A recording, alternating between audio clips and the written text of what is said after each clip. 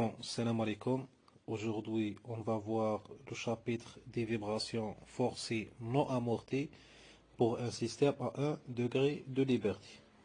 Considérons le système masse-ressort suivant, soumis à une force extérieure F de t appliquée à la masse M. On dit que F de t est harmonique si l'équation de F est sous la forme sinusoïdale. F de t est égal à P0 ou bien F0 sinus phi de t, où P0 est l'amplitude de F et phi sa pulsation. L'équation de mouvement pour le système considéré est donnée par mx de point plus kx est égal P0 sinus phi de t. La solution de cette équation est égale à la somme de la solution homogène XH, c'est l'équation est égale à 0, et la solution particulière XP, si l'équation n'est pas nulle. Donc x de t est égal à XH plus XP. Nous avons déjà utilisé la formule de la solution homogène dans le chapitre des vibrations libres non amorties, où XH est égal à A cosinus oméga 0 t plus B sinus oméga 0 t. A et B sont déterminés à partir des conditions initiales. La solution particulière XP est donnée par XP est égal à G sinus phi de t. Elle dépend directement à la force excitatrice F de t. Pour déterminer G, on remplace XP et sa deuxième dérivée XP de point dans l'équation de mouvement. On trouve G est égal à P0 sur K fois 1 sur 1 moins bêta au carré, où bêta est le rapport des pulsations. Il est donné par bêta est égal à phi sur oméga 0. Donc XP est donné par P0 sur K fois 1 sur 1 moins bêta au carré sinus phi de t, et X de t est égal à cosinus oméga 0 t plus B sinus oméga 0 t plus P0 sur K fois 1 moins bêta au carré sinus phi de t. Pour déterminer A et B, on prend le cas d'un système qui était initialement au repos, où le déplacement initial x à t égale à 0 est égal à 0 et sa vitesse initiale x point à t égale à 0 égale à 0. Dans ce cas, on trouve A est égal à 0 et B est égal à moins P0 sur K fois bêta sur 1 moins bêta au carré. On les remplace dans x de t, on trouve x de t est égal à P0 sur K fois 1 sur 1 moins bêta au carré, le tout fois moins bêta sinus oméga 0 de t plus sinus phi de t. On appelle 1 sur 1 moins bêta au carré le facteur d'amplification dynamique. K dynamique, donc K dynamique est égal à la valeur absolue de 1 sur 1 moins bêta au carré, où bêta est égal phi sur oméga 0. La figure suivante représente la variation de x de t ou bien le K dynamique en fonction de bêta. Si bêta est égal à 0, dans ce cas, on a phi égal à 0, où on n'a pas d'une force extérieure, ou bien la valeur de phi est très petite par rapport à oméga 0. On trouve ici le K dynamique est égal à 1. Si oméga 0 est très petit par rapport à phi, K dynamique et x de t tend vers 0.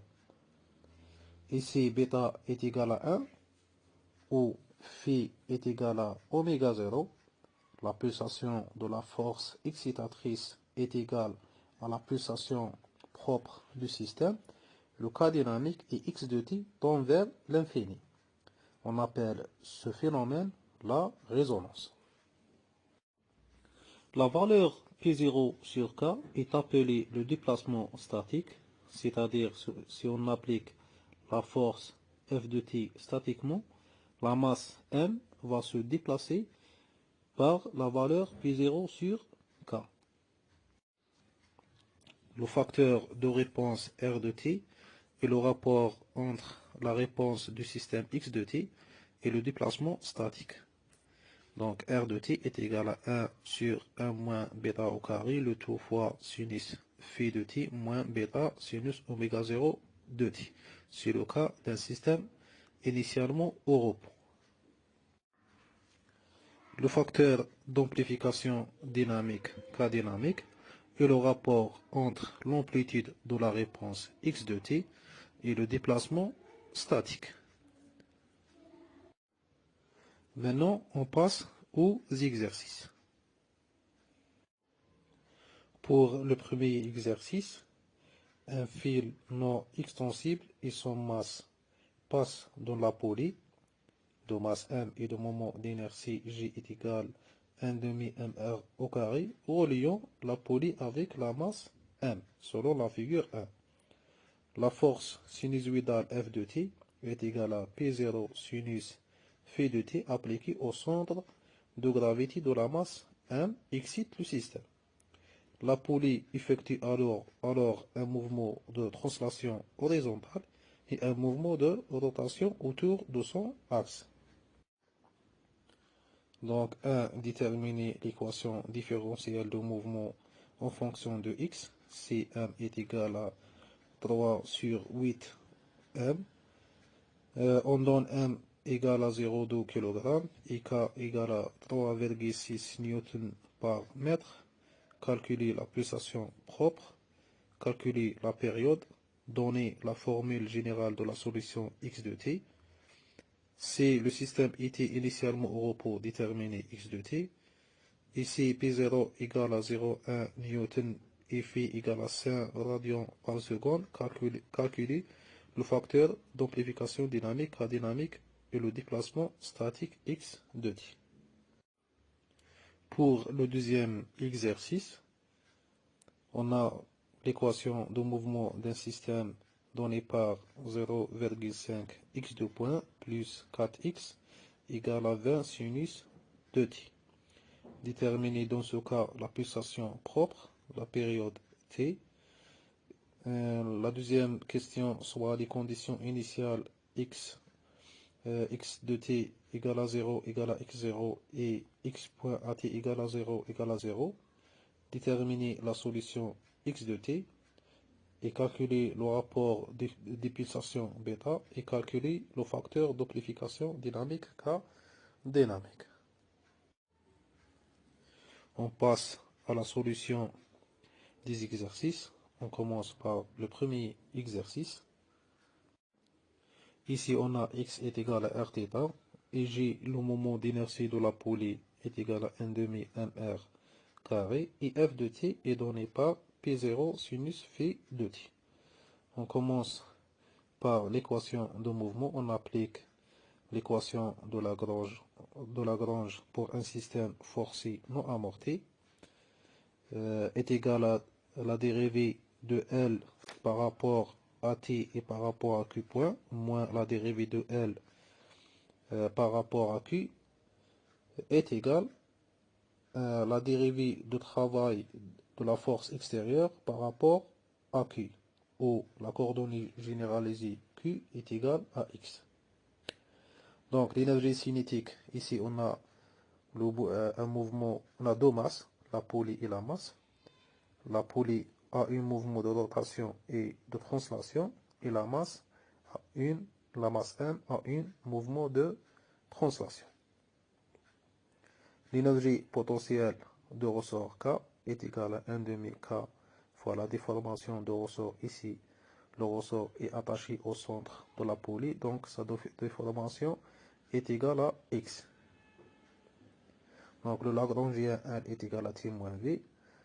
Le travail de la force extérieure WF extérieur est égal à F fois le déplacement de la masse M, ou bien le déplacement dû à la force F de t égal à x plus rθ. X plus rθ est égal à 2x. Donc la dérivée de travail par rapport à x est égale à 2 fois F de t. Donc l'équation de mouvement est égale à 3m x de point plus kx est égal à 2 fois p0 sinus phi de t. Si on divise sur 3m, on trouve x de point plus k sur 3m. X est égal à 2 fois p0 sur 3m fois sinus phi de t. Pour calculer oméga 0, ici on a k sur 3m est égal à oméga 0 au carré. On remplace la valeur de n et k dans l'équation de mouvement. On trouve finalement oméga 0 égale à la racine carrée de 6, ou bien la racine carrée de k sur 3m est égale à 2,45 radians par seconde. La période t égale à 2pi sur oméga 0. Et la formule générale de la solution homogène et la solution particulière xh et xp est donnée par xh égale à a cosinus oméga 0 t plus b sinus oméga 0 de t, oméga 0 fois t, xp égale à j sinus phi de t. On remplace xp et xp deux points, la deuxième dérivée de xp par rapport au temps. Dans l'équation de mouvement, on trouve xp égale à 2 fois p0 sur k fois 1 sur 1 moins bêta au carré sinus phi de t. Donc x de t est égal à cosinus oméga 0 de t plus b sinus oméga 0 dt. C'est la solution homogène plus 2 fois p0 sur k fois 1 sur 1 moins bêta au carré sinus phi t. C'est la solution particulière xp.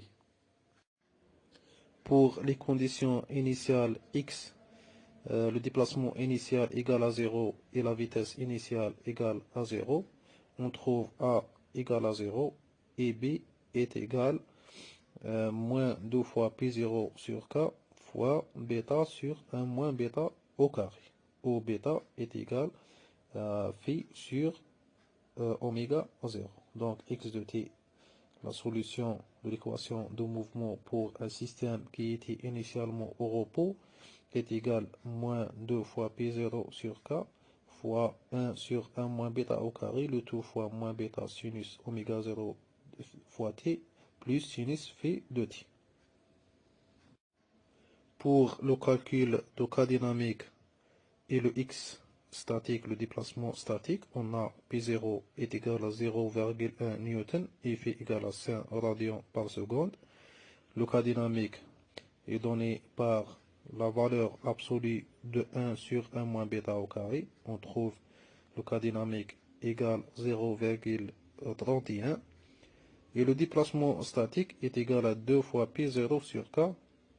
On trouve x statique est égal à 0,05 mètres. Est égal à 5 cm. Pour le deuxième exercice, l'équation de mouvement est donnée par 0,5 x de point plus 4x égale à 20 sinus de t. Si on divise sur 0,5, on trouve x de point plus 8x est égal à 40 sinus de t.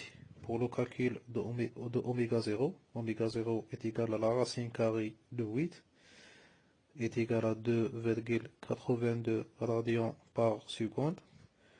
Pour le calcul de t, la période, t est égal à 2pi sur oméga 0, on trouve t égal à 2,23 secondes.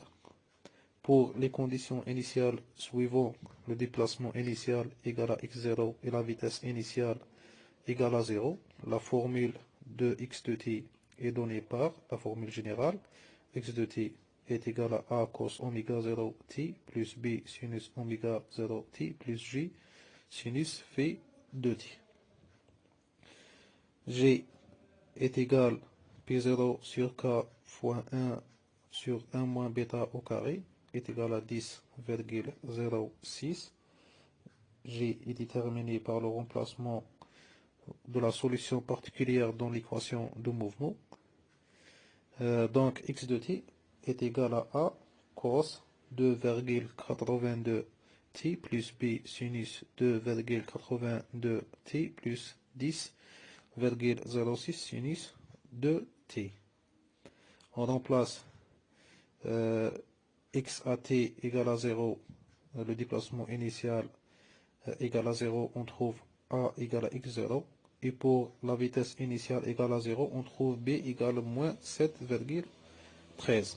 Donc x de t est égal à x0 cosinus 2,82t moins 7,13 sinus 2,82t plus 10,06 sinus de t.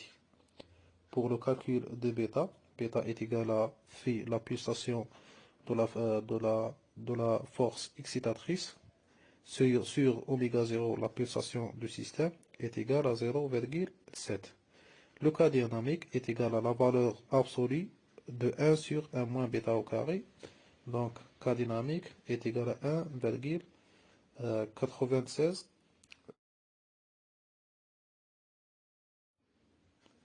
Et voilà, je vous remercie et je vous laisse de regarder ce vidéo qui montre le phénomène de résonance pour un système masse-ressort.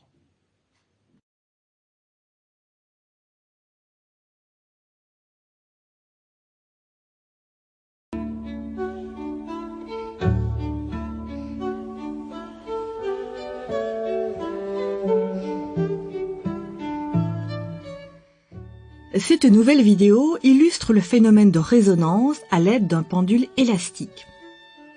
Un pendule élastique n'est rien d'autre qu'une masse attachée à une extrémité d'un ressort suspendu à un support. Outre le pendule, le dispositif expérimental comporte une fine corde passant dans la gorge d'une poulie et un excitateur mécanique extérieur. Le dispositif d'excitation est composé d'un excentrique fixé sur l'axe de rotation d'un moteur. La corde est nouée sur l'excentrique et attachée au pendule à son autre extrémité.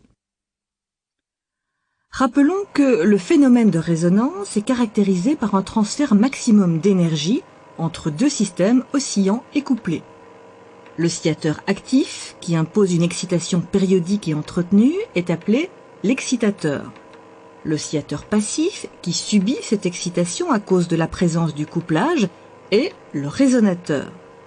Lorsque la fréquence de l'excitateur est égale à la fréquence propre du résonateur, le transfert d'énergie est maximum. Cela se traduit par une augmentation dramatique de l'amplitude de vibration du résonateur. En modifiant la vitesse de rotation du moteur, la fréquence imposée au pendule varie. On observe alors un maximum dans l'amplitude d'oscillation du pendule si la fréquence de l'excitateur est égale à la fréquence propre du pendule. Dans ce cas, on peut affirmer que l'excitateur et le résonateur sont en résonance.